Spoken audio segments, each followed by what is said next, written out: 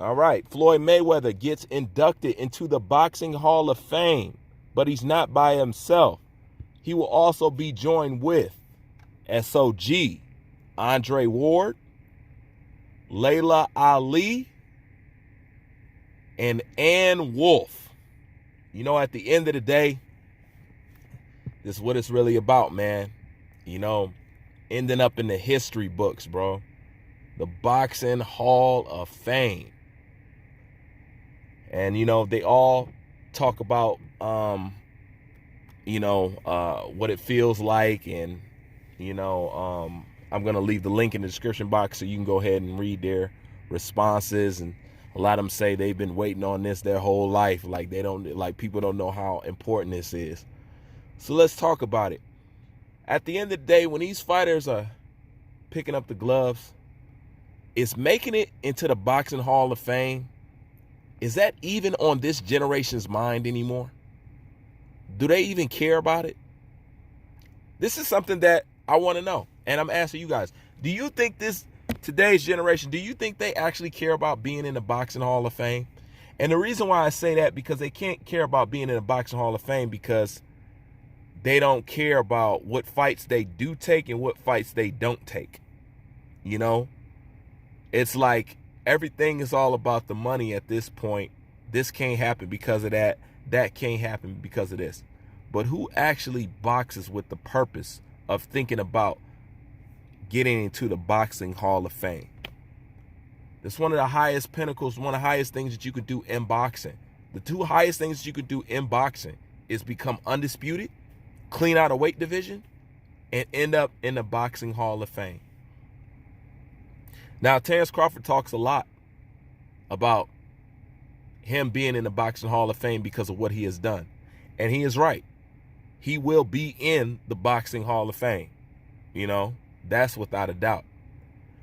But of today's generation, and I'm talking about right now, besides Terrence Bud Crawford, who do you think right now could go in the Boxing Hall of Fame or are on their way, or who has the potential, or who could make that cut of that list?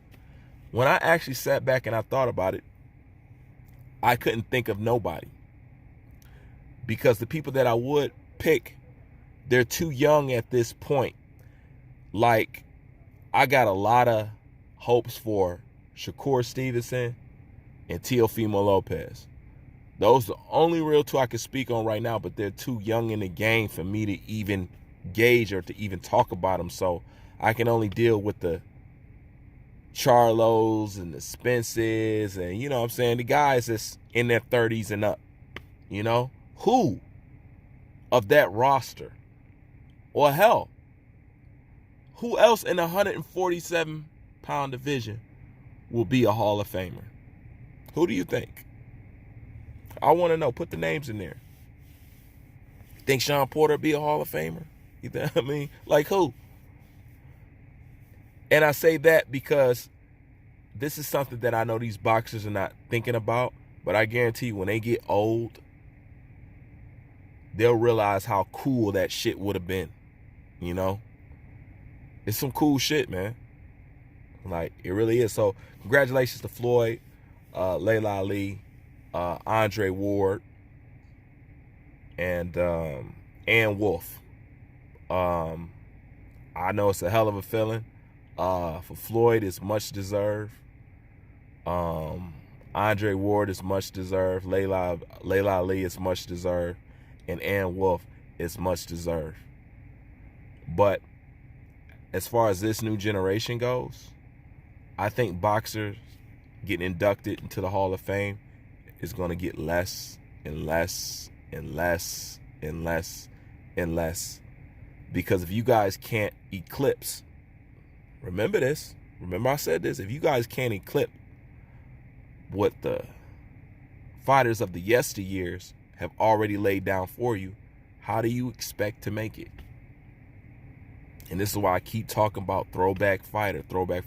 In the end, you may be thinking about the money now, but that's nothing compared to the money that you could make if you cared about your career a little bit more. What do I mean? Meaning when you care about your career and what you do, you'll be able to still make money like Roy Jones, Floyd Mayweather, and Mike Tyson. These guys can go anywhere and sell out. You want to know why? Because of the foundation that they laid behind them, because of what they did when they had their time.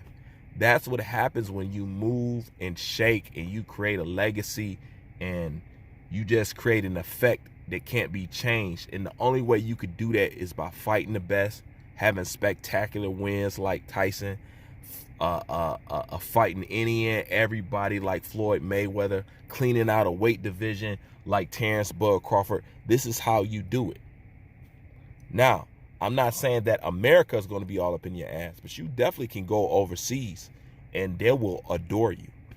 That's one of the great things about overseas and over there in the UK. I love the UK because they love boxing. Period. I love the UK because they love boxing. We don't. I wish we did like them, but we don't.